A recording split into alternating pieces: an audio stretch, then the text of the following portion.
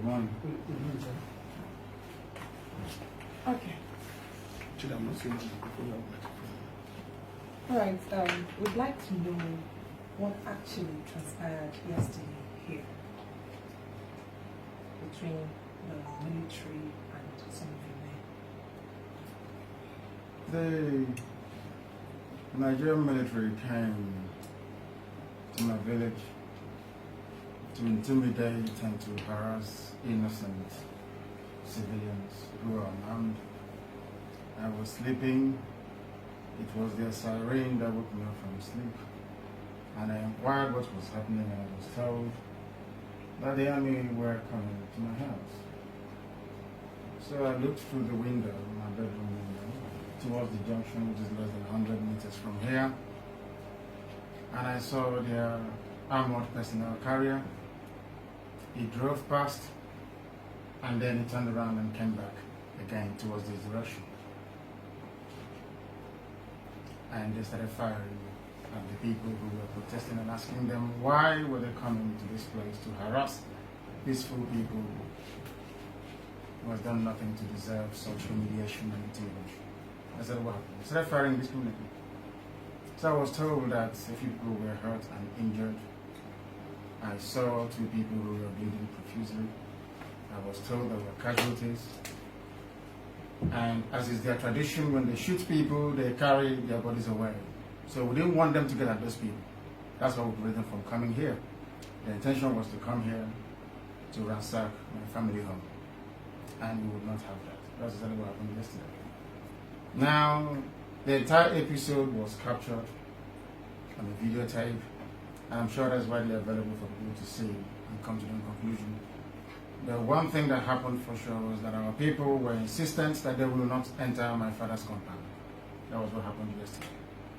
So those that were hit by the bullets, where are they now? In a very secure location, after receiving first aid treatment, they are now receiving very serious medical attention.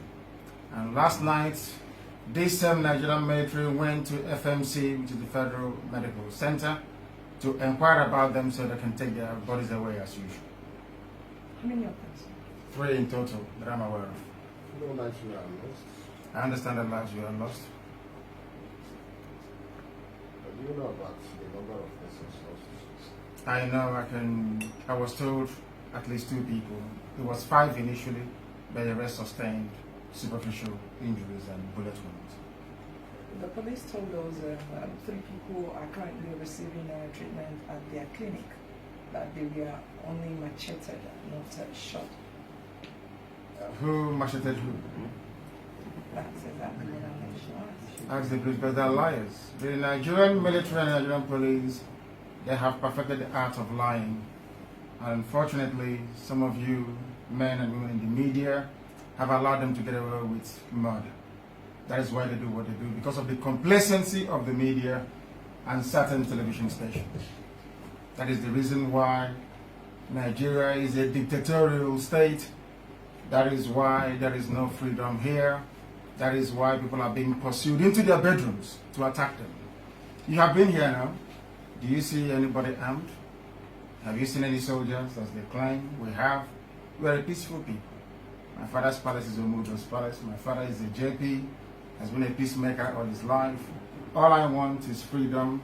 And I have determined that self-determination via referendum is the best way to settle these disputes once and for all. And we are undeterred.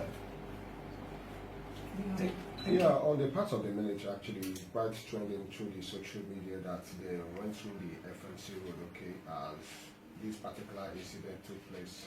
The axis between FMC and World Bank, but unfortunately, you've been able to tell us that it actually happened right here. What's your part? It happened here. The thing about the Nigerian military, which you men and women of the media must try to counter, come and investigate. Go and ask people. Less than 100 meters from here, the junction right behind me was where all these things are. We stopped them from entering this untarred road. That is why they've not tarred this very road, because my father is an upright man, a traditional ruler who will not compromise his principles. They refuse to tar his road. That is why. At the end of this untarred road, at the junction was where they parked their tanks. I saw them. Go and watch the video. They moved up and they reversed and came back. They turned their tires to come in here. And the young man said no, that they won't come in. That's exactly what happened. And we maintain, and will continue to maintain, that we remain peaceful, determined and very resolute. Nothing is going to stop us. Nigeria is bringing war to us. We are not fighting anybody. It is Buratai and his men that are bringing war to us. They want us to become armed so that the world can say that Nnamdi Kanu is leading a violent armed group, which is not the case. They are provoking us to war. And it's your duty as journalists to make sure that the world understands this. Okay, there was this report that you had a meeting with the Southeastern governors. What was actually the outcome of that particular meeting you had with them? I think my primary concern is for the family of those that lost their lives and for the people in hospital receiving treatment. When the time comes for that, I will gather you people from the media to brief you as to precisely what we are doing. Thank you. Thank you. Please, I want to ask for permission. Can we